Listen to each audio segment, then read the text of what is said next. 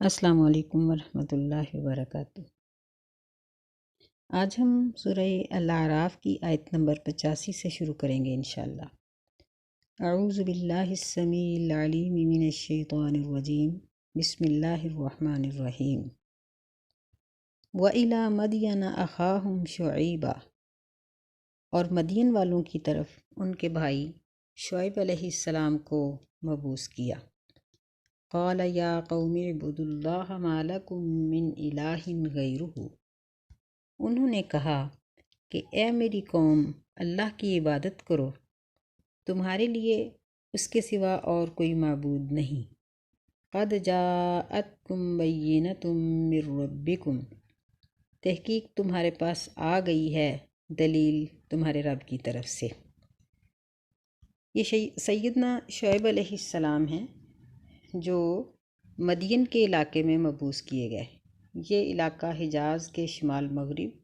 اور فلسطین کے جنوب میں بحر احمر اور خلیج عقبہ کے کنارے پر واقع ہے۔ آج بھی اس علاقے میں ایک جگہ ایسی پائی جاتی ہے جو تقریباً اسی نام سے ہی مشہور ہے۔ سیدنا شعیب علیہ السلام کا نسب نامہ دیکھا جائے تو یہ ابراہیم علیہ السلام سے مل جاتا ہے، اور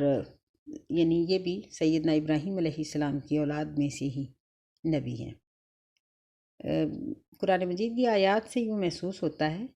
کہ ان کا قبیلہ کافی امیر کبیر قبیلہ تھا، کیونکہ ایک مرتبہ ان کی قوم نے بلکہ کئی مرتبہ یہ دھمکی دی تھی کہ وَلَوْلَا رَحْتُكَ لَرَجَمْنَاكَ، کہ اگر تیرا قبیلہ نہ ہوتا تو ہم تمہیں رجم کر ڈالتے۔ تو سیدنا شعیب علیہ السلام کی دعوت بھی دعوت توحید تھی، یعنی ان کا جو اصل گناہ تھا، ان کی جو اس قوم کی اصل بیماری تھی وہ شرک ہی تھی، لیکن شرک کے ساتھ ساتھ اور بھی بہت سی بیماریاں اس قوم میں تھیں، کیونکہ شرک ایک ایسی چیز ہے کہ جس قوم میں یا جس شخص میں شرک پایا جاتا ہے اس میں باقی گناہوں کا موجود ہونا بعید نہیں ہوتا، کیونکہ جو شخص اللہ سے نہیں ڈرتا وہ انسانوں سے کیسے ڈر سکتا ہے۔ تو سیدنا شعیب علیہ السلام نے اپنی قوم کو کہا قد جاءتکم بینۃ من ربکم، تحقیق تمہارے پاس آ گئی ہے تمہارے رب کی طرف سے دلیل، یعنی اس سے معلوم ہوتا ہے کہ سیدنا شعیب علیہ السلام کا اپنا کوئی معجزہ نہیں تھا، بلکہ انہوں نے اپنے سے پہلے نبی، شاید کہ وہ موسیٰ علیہ السلام تھے یا کوئی اور پیغمبر تھے، تو ان کے معجزے کی طرف ہی انہوں نے اشارہ کیا ہے کہ تمہاری طرف تمہارے پاس دلیل آ چکی ہے، یا پھر اس کا مطلب یہ ہے کہ پہلے انبیاء کا آنا اور ان کی قوموں کا نافرمانی کی وجہ سے ہلاک ہو جانا یہ بھی ایک بہت بڑی دلیل تھی۔ تو انہوں نے اپنی قوم کو کہا فَأَوْفُوا الْكَيْلَ وَالْمِيزَانَ، بس تم پورا کرو ناپ اور تول کو، وَلَا تَبْخَسُوا النَّاسَ أَشْيَاءَهُمْ، اور لوگوں کو نہ کم دو ان کی چیزیں اس لیے کہا کہ جس چیز کی قیمت کوئی شخص بھی ادا کر دیتا ہے وہ اس کی ہو جاتی ہے۔ مثلا ایک شخص کسی دکان سے اگر 1 کلو کوئی چیز خریدتا ہے تو وہ 1 کلو چیز اس کی ملکیت میں آ جاتی ہے۔ اگر دکاندار اس سے کچھ کم دے گا تو وہ اس کے حق میں سے رکھے گا، دکاندار یہ نہیں کہہ سکتا کہ یہ چیز میری ہے اور میں نے اتنی کم دی ہے، نہیں، جب اس کی قیمت گاہک نے ادا کر دی ہے تو اب اس کی ہے۔ تو اس لیے اللہ نے فرمایا کہ لوگوں کی چیزیں ان کو کم نہ دو۔ وَلَا تُفْسِدُوا فِي الْأَرْضِ بَعْدَ إِصْلَاحِهَا، اور تم زمین میں فساد نہ کرو اس کی اصلاح ہو جانے کے بعد۔ یہ ان کا دوسرا بڑا گناہ تھا کہ یہ لوگوں کو اللہ کی راہ سے روکتے تھے، اور زمین میں فساد کرنے کا مطلب یہ بھی ہوتا ہے کہ شریعت کے نازل ہو جانے کے بعد شریعت کی خلاف ورزی کرنا، کیونکہ دین یہ ایک اصلاحی مذہب ہوتا ہے۔ ہر نبی کا دین، ہر نبی کا جو مذہب اللہ نے اس کو عطا کیا تھا اس میں معاشرے کی اصلاح موجود تھی، لیکن اگر کوئی شخص اس مذہب کے خلاف کام کرے گا تو وہ اس اصلاح کو بگاڑ دے گا، اس لیے فرمایا کہ تم زمین میں فساد نہ برپا کرو۔ ویسے بھی جب کم ناپ تول کیا جائے تو اس میں بھی لڑائی جھگڑا اور بے برکتی اور فساد ہوتا ہے۔ فرمایا ذالکم خیر لکم ان کنتم مؤمنین، یہ تمہارے لیے بہت بہتر ہے اگر تم ایمان لانے والے ہو۔ وَلَا تَقْعُدُوا بِكُلِّ صِرَاطٍ تُوعِدُونَ، اور نہ بیٹھو تم ہر راستے پر، تم لوگوں کو وعدہ دیتے ہو۔ وَتَصُدُّونَ عَن سَبِيلِ اللَّهِ مَنْ آمَنَ بِهِ، اور تم روکتے ہو اللہ کی راہ سے من آمن بھی، اس شخص کو، ہر اس شخص کو جو اس پر ایمان لایا ہے۔ یعنی یہ ان کا تیسرا بڑا گناہ تھا کہ یہ چورستوں میں بیٹھتے اور وہ بیٹھ کر یا تو شعیب علیہ السلام کے پاس آنے جانے والوں کو منع کرتے، جس طرح مشرکین مکہ بھی کیا کرتے تھے، اور اگر ان کو پتہ چلتا کہ کوئی شخص مسلمان ہونا چاہتا ہے تو اس کو روک دیتے۔ اور اس کا ایک مطلب یہ بھی ہے کہ یہ لوگ راستوں میں بیٹھتے اور جب تاجر حضرات اپنے علاقوں سے مال تجارت لے کر آتے تو ان کو منڈی میں پہنچنے سے پہلے ہی ان کو اس کے اصل بھاؤ سے ناواقف رکھ کر سستی چیز اس سے لے لیتے۔ یہ بھی ایک کم تولنے اور ناپنے کی صورت ہے کہ کسی کو دھوکے میں رکھ کر اس کو کم قیمت دے دی جائے۔ ایک تو بات یہ ہے کہ مالک کو معلوم ہے کہ اس چیز کی قیمت فلاں جگہ پر کتنی ہے اور فلاں کتنی ہے، لیکن وہ اپنی مرضی سے کم قیمت پر دے رہا ہے، اس میں کوئی حرج کی بات نہیں ہوتی۔ جس طرح یہ گندم وغیرہ ہوتی ہے، منڈی سے لیتے ہیں تو مہنگی ملتی ہے، اگر کھیت سے اٹھا لی جائے تو وہ سستی ہوتی ہے، تو وہ کسان لوگ اپنی مرضی سے دے دیتے ہیں کہ ہم وہاں پہنچانے کی بجائے یہاں سے اٹھوا دیتے ہیں، یا بعض اوقات اس میں صفائی اور اس طرح کے کام ابھی ہونے والے ہوتے ہیں۔ بہرحال وہ قیمت سے واقف ہوتے ہیں تو اس میں کوئی حرج کی بات نہیں ہے، لیکن تاجر کو اس کی اصل قیمت سے ناواقف رکھ کر اس سے وہ مال تجارت یوں خرید لیا جائے، یہ منع ہے۔ اور اس کا ایک مطلب یہ بھی ہے کہ یہ لوگ راستوں میں بیٹھ کر اکا دکا آنے والے تاجروں کو ویسے ہی ڈکیتی کر لیتے تھے، لوٹ لیتے تھے۔ فرمایا کہ یہ تمہاری ساری باتیں ہی غلط ہیں۔ وَتَصُدُّونَ عَن سَبِيلِ اللَّهِ مَنْ آمَنَ بِهِ، یعنی جو ایمان لانے والے لوگ ہیں ان کو تم بہکاتے ہو اور اللہ کی راہ سے روک دیتے ہو۔ وَتَبْغُونَهَا عِوَجًا، یہ ان کا چوتھا گناہ تھا کہ تم اس میں ٹیڑھا پن تلاش کرتے ہو، یعنی دین کے نقائص ان کو بیان کر کے بتاتے ہو اور لوگوں کو دین کی راہ سے ٹیڑھا کرتے ہو، ان کو دین سے ہٹانے کی کوشش کرتے ہو۔ یہ شرک کے علاوہ یہ بڑی بڑی بیماریاں تھیں جو اس قوم کے اندر پائی جاتی تھیں۔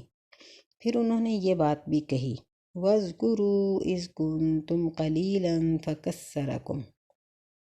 کہ ان دنوں کو یاد کرو جب تم تھوڑے تھے اور اللہ تعالیٰ نے تمہیں کثرت عطا کی، یعنی مال میں، اولاد میں کثرت عطا کی۔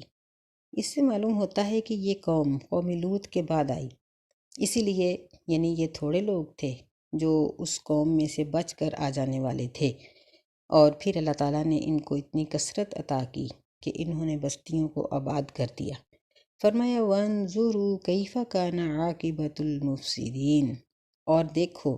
کہ فساد کرنے والوں کا کیا انجام ہوا۔ یعنی سیدنا شعیب علیہ السلام نے ان کو بڑی بھرپور قسم کی تبلیغ فرمائی، بہت اچھے اور بلیغ انداز میں ان کو واعظ و نصیحت کی، لیکن اس کا رزلٹ وہ نہ آیا جو آنا چاہیے تھا، بلکہ چند لوگوں کے سوا باقی لوگ مسلمان نہ ہوئے۔ اس لیے وہ فرمانے لگے وَإِن كَانَ طَائِفَةٌ مِّنكُمْ آمَنُوا بِالَّذِي أُرْسِلْتُ بِهِ، اور اگرچہ ایک جماعت تم میں سے ایمان لے آئی ہے اس چیز پر جس کے ساتھ میں بھیجا گیا ہوں، وَطَائِفَةٌ لَّمْ يُؤْمِنُوا، اور ایک جماعت ایمان نہیں لائی، فَاصْبِرُوا حَتَّى يَحْكُمَ اللَّهُ بَيْنَنَا وَهُوَ خَيْرُ الْحَاكِمِينَ۔ انہوں نے اپنے ساتھیوں کو یہ نصیحت کی کہ تم لوگ صبر کرو یہاں تک کہ اللہ تعالیٰ تمہارے درمیان فیصلہ کر دے گا، اور وہ بہت اچھے طریقے سے فیصلہ کرنے والا ہے۔ یعنی جو لوگ مسلمان ہوئے تھے ان کو جو اذیت پہنچتی تھی اس کے بارے میں انہوں نے فرمایا کہ تم لوگ صبر و تحمل سے کام لو، اللہ تعالیٰ ان مجرمین کو خود ہی پکڑ لے گا اور ان سے باز پرس کر لے گا۔ تو سیدنا شعیب علیہ السلام کی تبلیغ کے نتیجے میں ان لوگوں نے جو جواب دیے وہ یہ تھے، قال الملأ الذین استکبروا من قومی، اللہ فرماتے ہیں کہ کہا ان سرداروں نے جنہوں نے اس کی قوم میں سے تکبر کیا تھا، لَنُخْرِجَنَّكَ يَا شُعَيْبُ وَالَّذِينَ آمَنُوا مَعَكَ مِن قَرْيَتِنَا، کہ ضرور ہم تجھے نکال دیں گے اپنی بستی میں سے اے شعیب، والذین آمنوا معک، اور جو لوگ تیرے اوپر ایمان لائے ہیں ان کو بھی نکال دیں گے، من قریتنا، اپنی بستی سے۔ یہاں اللہ تعالیٰ نے ان کو متکبرین کہا ہے، کیونکہ گناہ اور نافرمانی اس کی جڑ ہوتی ہی تکبر ہے۔ انسان کے اندر بڑائی آ جاتی ہے، انسان اپنے حکم کو یا اپنی مرضی کو یا اپنی خواہش کو اللہ کے حکم سے بڑا سمجھتا ہے، اللہ کے حکم کو نعوذ باللہ چھوٹا سمجھ کے اس کو رد کر دیتا ہے اور اپنی مرضی پر عمل کر لیتا ہے۔ اس لیے ہر گناہ کے ساتھ انسان میں تکبر ضرور آتا ہے، کہ اب جس طرح اذان ہو رہی ہے، نماز کا ٹائم ہے، لیکن اگر ایک شخص نماز کو غیر ضروری سمجھ کر چھوڑ دیتا ہے اور اپنے کاروبار کو یا اپنے گھر کے کام کو ضروری سمجھ کر کوئی عورت کرتی ہے، تو اس کا مطلب یہی ہوتا ہے کہ اذان اور نماز ایک چھوٹی چیز تھی اور جو کام میرے کرنے والا تھا اس کی اہمیت بڑی تھی، چونکہ اس نے یعنی کسی نافرمان نے اللہ کے حکم کو چھوڑ کر اپنی مرضی پر عمل کیا، اس لیے وہ اللہ تعالیٰ کے نزدیک گناہ گار بے نماز ہونے کے ساتھ ساتھ متکبر بھی ہو جاتا ہے۔ استغفر اللہ، اللہ معاف کرے۔ تو اس قوم کے سرداروں نے یہ بات کہی۔ یہاں سرداروں کا لفظ اس لیے، ان کا ذکر اس لیے کیا گیا ہے کہ جو لوگ مالدار ہوتے ہیں یا عہدیدار ہوتے ہیں ان میں بات کرنے کی جرت ہوتی ہے۔ غریب لوگ بعض اوقات ڈر کر بھی مسلمان ہو جاتے ہیں یا وہ کسی دوسرے کی مخالفت سے رکے رہتے ہیں، لیکن جن کے پاس پیسہ ہوتا ہے ان کے اندر سرکشی بہت زیادہ ہوتی ہے۔ اس لیے ہم میں سے جو لوگ مالدار ہیں یا اسی طرح بیمار کی نسبت جو لوگ صحت مند ہیں، جاہل اور بے علم لوگوں کی نسبت جو لوگ صاحب علم ہیں، ان کو اپنی حفاظت بہت اچھے طریقے سے کرنی چاہیے، کہ ان لوگوں کے پاس جن کے پاس علم کی یا دولت کی یا صحت کی کثرت ہوتی ہے، ان کے بہک جانے کے اندیشے بہت زیادہ ہوتے ہیں۔ یہ کمزور لوگوں سے زیادہ جلدی بہک جاتے ہیں، اس لیے ان کو چاہیے کہ وہ اپنے ایمان کا خاص طور پر خیال رکھیں۔ ان لوگوں نے یہ کہا کہ ہم تمہیں اپنی بستی سے نکال دیں گے، او لتعودن فی ملتنا، یا تم ضرور ہمارے مذہب میں لوٹ آؤ، یعنی اگر بستی سے جلا وطن نہیں ہونا چاہتے تو پھر اس کی ایک ہی صورت ہے کہ تم ہمارے مذہب میں پلٹ آؤ۔ سیدنا شعیب علیہ السلام نے ان کی بات کا یہ جواب دیا، قال اولو کنا کارہین، کہنے لگے کہ اگرچہ ہم اس کو مکروہ ہی سمجھتے ہوں، برا ہی سمجھتے ہوں، یعنی یہ کیسے ممکن ہو سکتا ہے کہ ایک مذہب جو ہماری سمجھ میں ہی نہیں آتا، جو اللہ تعالیٰ کے احکامات کے مطابق غلط ہے، ٹھیک ہی نہیں ہے، ہم اس مذہب کو کس طرح سے مان لیں گے؟ یہ نہیں ہو سکتا۔ کہنے لگے قد افترینا علی اللہ کذبا ان عدنا فی ملتکم بعد اذ نجانا اللہ منہا، قد افترینا، تحقیق ہم اللہ پہ جھوٹ باندھیں گے، ان عدنا فی ملتکم، اگر ہم تمہارے مذہب میں لوٹ آئیں گے، بعد اذ نجانا اللہ منہا، اس کے بعد کہ اللہ نے ہمیں نجات دے دی ہے، یعنی یہ تو ممکن ہی نہیں کہ ہم تمہارے مذہب میں لوٹ آئیں، کیونکہ اللہ تعالیٰ نے ہمیں مسلمان بنایا، اور تمہارا مذہب یہ سراسر اللہ تعالیٰ پر بہتان اور جھوٹ ہے، تو ہم اس کو کس طرح سے مان سکتے ہیں؟ وَمَا يَكُونُ لَنَا أَن نَّعُودَ فِيهَا إِلَّا أَن يَشَاءَ اللَّهُ رَبُّنَا، اور وہ کہنے لگے شعیب علیہ السلام کہ ہمارے لیے یہ لائق نہیں، ان نعود فیہا، یہ کہ ہم تمہارے مذہب میں لوٹ آئیں، الا ان یشاء اللہ ربنا، مگر یہ کہ جو چاہے اللہ تعالیٰ جو ہمارا رب ہے۔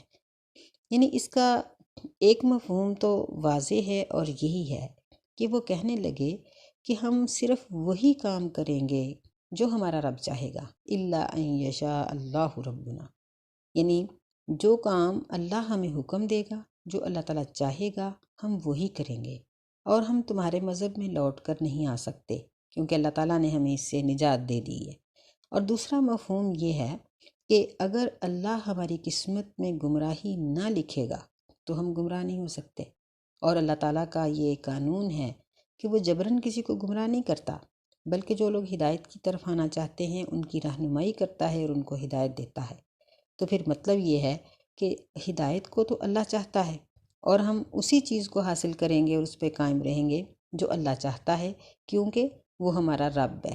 ہمارا پالنے والا ہے، ہمارا پیدا کرنے والا ہے۔ ہم اس کے حکم کی خلاف ورزی نہیں کر سکتے۔ وسیع ربنا کل شیء علما، ہمارے رب نے ہر چیز کو اپنے علم میں گھیر رکھا ہے، اس نے سما رکھا ہے ہر چیز کو اپنے علم کے اندر۔ سیدنا شعیب علیہ السلام نے اللہ تعالیٰ کے علم کی وسعت کا ذکر اس لیے کیا کہ اگر کوئی بھی شخص کوئی بھی عمل کرے تو وہ یہ نہ سمجھے کہ میرا یہ عمل اللہ تعالیٰ کے علم میں نہیں آیا، بلکہ اس نے ہر چیز کو اپنے علم کے اندر وسعت دے رکھی ہے۔ دوسرا اس کا مطلب یہ ہے کہ جو شخص زیادہ علم رکھتا ہوگا اس کی بات اتنی ہی زیادہ پائیدار ہوگی۔ تو چونکہ اللہ کا علم ہر طرح سے وسیع ہے اور کامل ہے، تو اس لیے اس کا بنایا ہوا دین وہ ناقص کیسے ہو سکتا ہے، اور وہی دین اصل ہے اور کامیاب ہے اور مکمل ہے جو وسعت رکھنے والے اللہ کی طرف سے ہمیں ملا ہے۔ علی اللہ توکلنا، ہم نے اللہ پر توکل کیا ہے۔ یعنی شعیب علیہ السلام اس بات کو سمجھتے تھے کہ یہ لوگ اب میری خلاف ورزی بھی کریں گے، مجھے دین کے معاملے میں بہت سی تکلیفیں بھی پہنچائیں گے، اور دین کے اوپر عمل کرنے کے لیے بھی انسان کو اپنی ہمت طاقت خرچ کرنی پڑتی ہے۔ اس لیے انہوں نے یہ بات کی کہ ہمارا توکل اللہ ہی پر ہے۔ ایک دوسرے مقام پر بھی اللہ تعالیٰ نے جب تمام انبیاء علیہ السلام کا ذکر کیا تو اس وقت بھی اللہ رب العزت نے انبیاء علیہ السلام کی طرف سے اسی کلمے کا ذکر کیا کہ پیغمبروں نے اپنی امتوں کو یہ بات کہی کہ علی اللہ توکلنا، کہ ہمارا تو اللہ ہی پر توکل ہے۔ یعنی ایک عام بندے کو بھی اللہ پہ توکل رکھنا چاہیے، لیکن عام بندے کی نسبت انبیاء علیہ السلام کا توکل تو بہت اعلیٰ درجے کا ہوتا ہے۔ تو سیدنا شعیب علیہ السلام کی اس واقعہ میں اللہ تعالیٰ ہمیں بھی یہی سبق دے رہے ہیں کہ اگر دین پر عمل کرنا ہے تو اس میں پھر توکل اللہ پہ کرنا ہوگا، بھروسہ اللہ پہ ہی کرنا ہوگا۔ ربنا افتح بیننا و بین قومنا بالحق وانت خیر الفاتحین، اے ہمارے رب فیصلہ کر دے ہمارے درمیان اور ہماری قوم کے درمیان حق کے ساتھ، اور تو بہترین فیصلہ کرنے والا ہے۔ یعنی سیدنا شعیب علیہ السلام نے جب اپنی قوم کے تیور بھانپ لیے، اور چونکہ وہ پیغمبر تھے، ان کا اللہ سے تعلق تھا، تو وہ یہ جانتے تھے کہ اب اس قوم کے اوپر عذاب آئے گا، اس لیے انہوں نے اللہ تعالیٰ سے یہ دعا کی کہ اے اللہ اب یہ قوم میری بات کو ماننے کے لیے تیار نہیں ہے، تو میرے اور ان کے درمیان ایک فاصلہ پیدا کر دے۔ یعنی ربنا افتح بیننا، اس کا مطلب فیصلہ کر دینا بھی ہے، اور یہ بھی ہے کہ یہ قوم اب ہم سے علیحدہ ہو جائے، یعنی ان کو ہلاک کر ڈال۔